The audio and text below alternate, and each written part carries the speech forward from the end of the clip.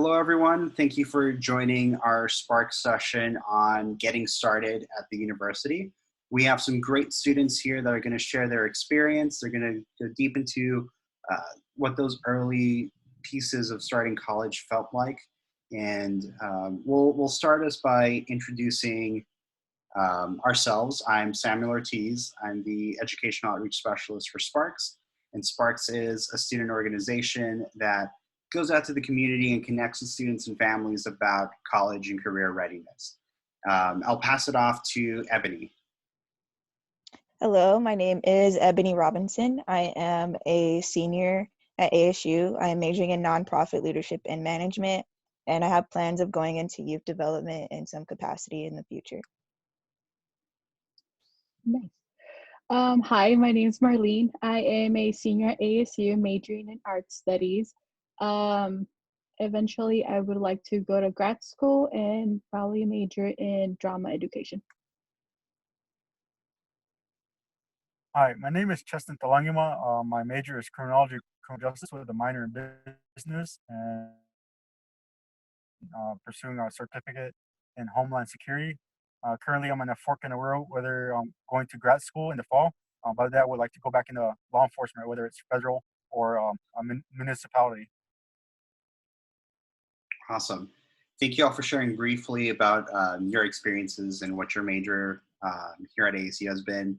I know with grad school plans, it can be a lot of things to take into account, but I'm glad you're all considering your future right now at the state. We did have some questions come through from a couple of our students. I'm gonna ask each of you what, share your insights, share what you feel comfortable with. Our first question is, how can I best transition to a large university? Now, this could be whether you start at a community college, lived in a small community or in a rural community, whatever your transition has been.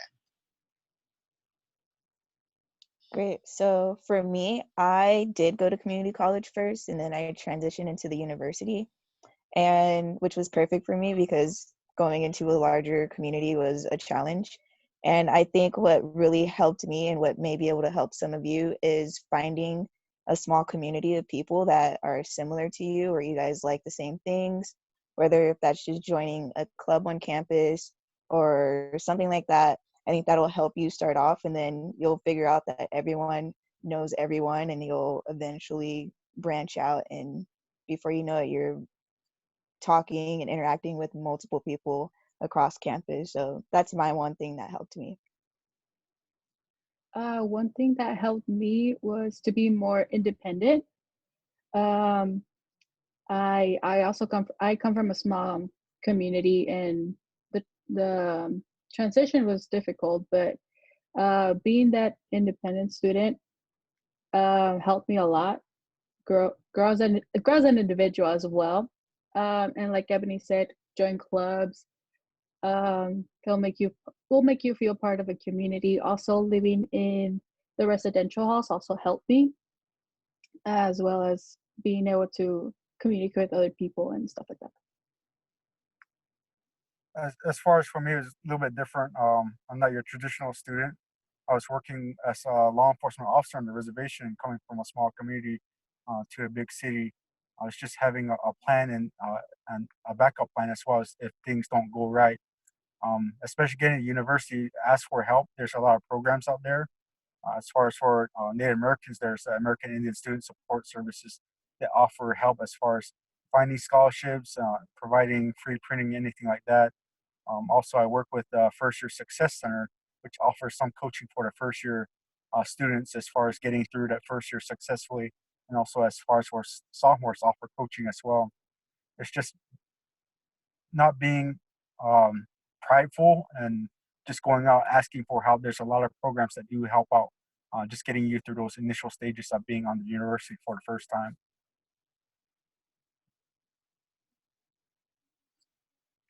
Perfect. And I know we touched on transitioning, right, to a large university, regardless of where you started from. But we all had to start from somewhere when it came to our journey into higher education. So what was the hardest part of even thinking about college? If you can think back to your senior year what was the challenging aspect, or even during your freshman year at your community college or ASU, what was the biggest challenge you faced? So the biggest challenge for me was probably just figuring out how I was going to pay for everything, and which I found resources to help me out with that and FAFSA and all that stuff and scholarships. So I was worried about that, but then I also focused on how I was going to be as a student, because it can be a little bit different from high school and college. There's just you have to have a different type of discipline to really get your work done and be able to realize that, hey, I need help, so I need to ask for help, because your teachers are going to come to you and be like, hey, I need you to do this. Like, you're pretty much on your own. You have to be a self-starter to get the help that you need. So those two things were like the biggest for me, but I did end up figuring those out. And as Chesson mentioned, there's lots of resources on campus that were able to help me with that. Yes. Let's see. Challenge for me was also like Ebony, was how to pay for college, and luckily I was able to have FAFSA and was able to have some grants to major in. I was still confused, did not know what I was gonna do.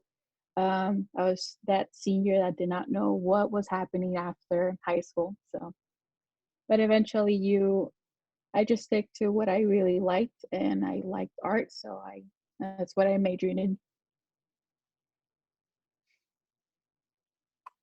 As far as for me, it's kind of keeping with the financial thing is trying to figure out how to pay for things that's not college related, because I couldn't live on campus, so I had to worry about bills such as rent and utilities. So that was the biggest challenges as far as balancing work life and studying and going to classes. That was my biggest challenge.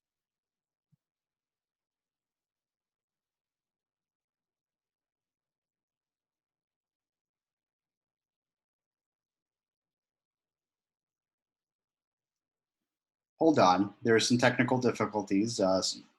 Make sure you remember you're on mute when you're on mute. But something that was thrown around a lot during that last conversation was something called FAFSA. And I do want to provide this resource. FAFSA stands for Free Application for Federal Student Aid. And if you visit this website, studentaid.gov, it provides an outline of those steps that you have to take into consideration. So if you're right now considering school, it has those steps detailed, and we'll make sure to include a link in the description below. So just wanted to have everyone keep that in mind. That's one place you can start at, studentaid.gov. And for our next question, you know, we've talked about the pains of getting started, right? But something that we all have experienced is balancing school and then work if you're working, also your personal life. So what are some best strategies that you have to have a nice time management techniques? Yeah, so I did go to school full time, worked. Sometimes I was working a lot where it felt like I was working full time, and then trying to be involved on campus. So for me, I found that I had to really just use my planner, use a calendar of some sort, whether if it was on your phone or on your computer. I like to have a physical copy of a planner, and I just write in everything that I need to do. And even can go as far as to writing in that I need to eat at a certain time, because when you're really busy and you just have a lot going on, sometimes you forget to eat. So that was my thing that helped me out, just having a planner.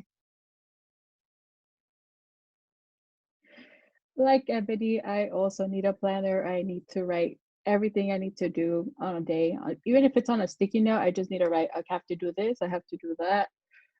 Just as a quick reminder, because like Ebony, we are always like on the go each day, and you just forget what you have to do. So for me, it's like important to write what I'm going to do each day, or, you know, put it a sticky note in the calendar, or just write in the calendar or planner.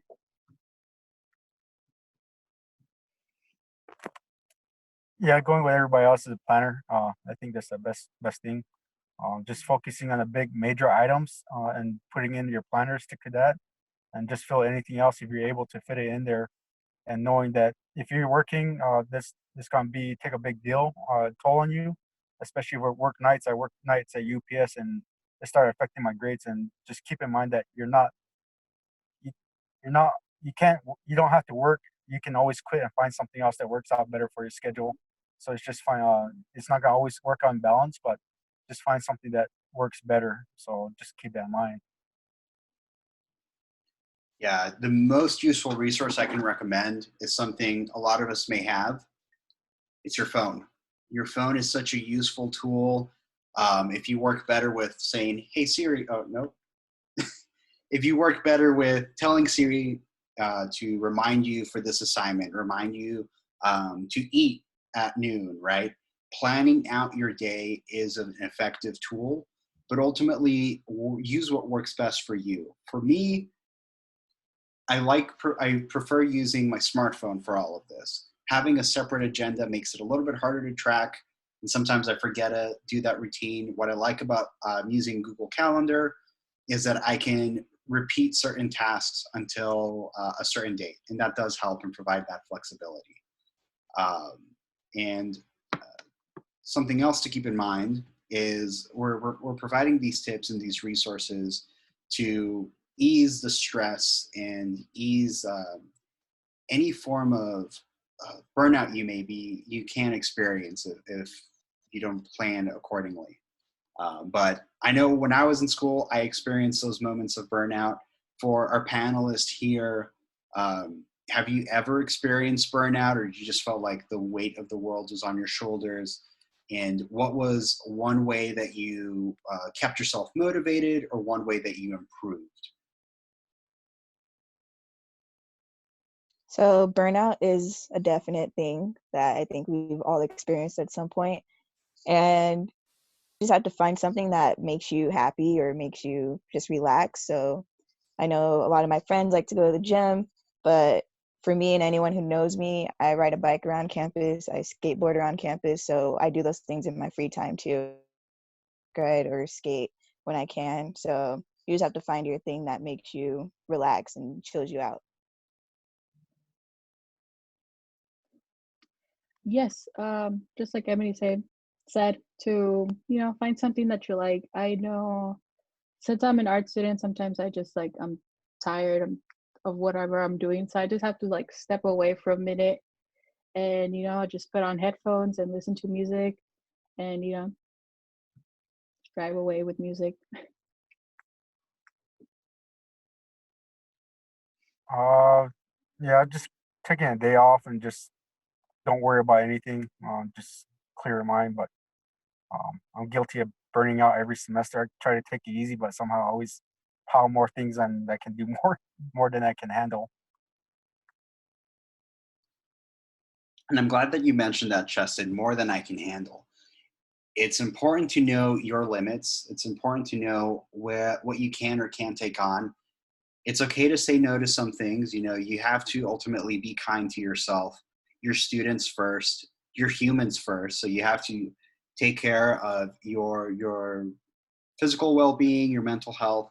So make sure you do take those breaks to maybe go on a bike ride or listen to some music while driving, whatever can help you keep yourself motivated. I know taking a break is one of the best ways that you can recover. Sometimes you need to step away from whatever you're working on, and then immediately you come back, it's solved. We do have a couple more questions. Just want to be mindful of everyone's time. So one of the questions is, what is the best way to study? And this varies person to person, major to major. So I want everyone to talk about what works best in terms of studying with your major. Yes, so I'm a nonprofit leadership and management major, and it's a very hands-on program. So whenever I do have to study, I find that it's best to find my friends or classmates that are in the same class or something, or have taken the class before, and just forming a group with them to go over things. That way we're there to ask each other questions or something like that. Like that has helped me a lot with the classes that weren't so hands-on.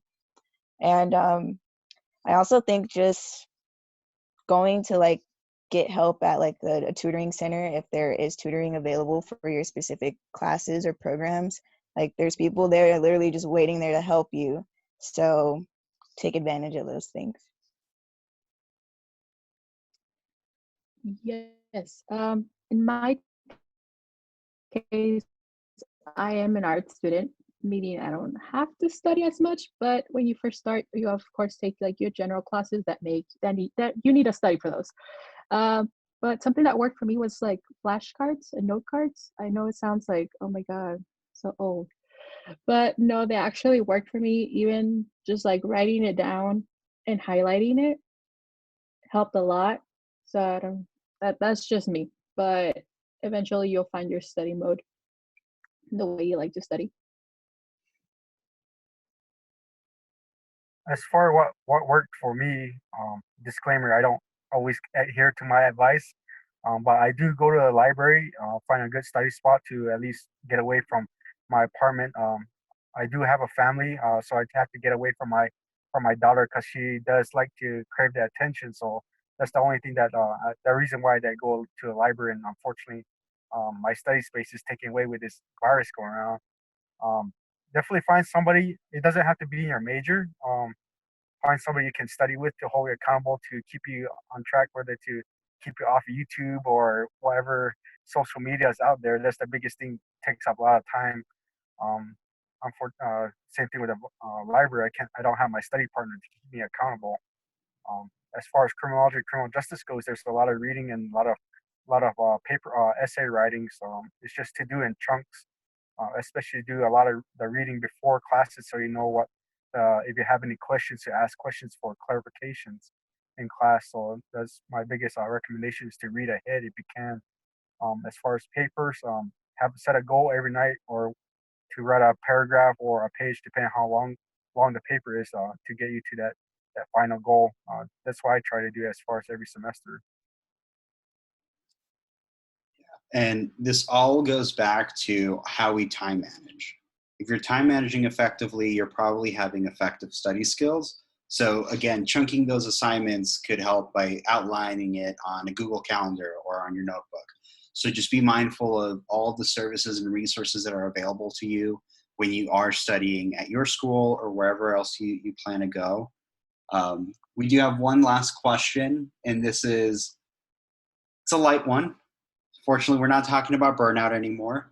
But what has been your favorite part of being here at Arizona State University?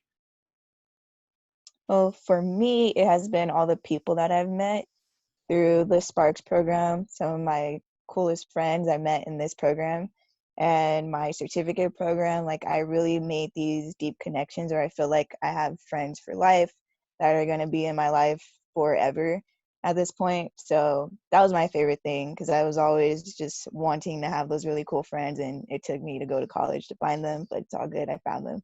So yeah, that was my thing. Very nice, Ebony. I would say my favorite part is um, the museums we have, the games we have. Obviously, the football game is and basketball games are the ones you have to go.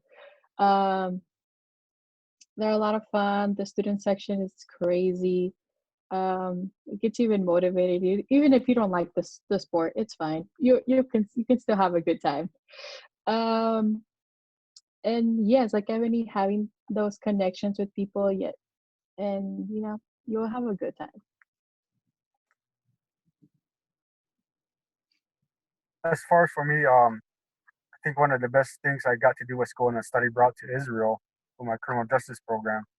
So I made a lot of connections and friends. I keep in contact with 3 people. Unfortunately, they're out of state. We're looking to get back together and at least catch up again. And got to see a couple of them graduate last semester in December. So I think that was my best memory. And I got to go to football games, like 2 football games, unfortunately. But those were my best memories about ASU. And even volunteering with Sparks was pretty eventful too. Awesome.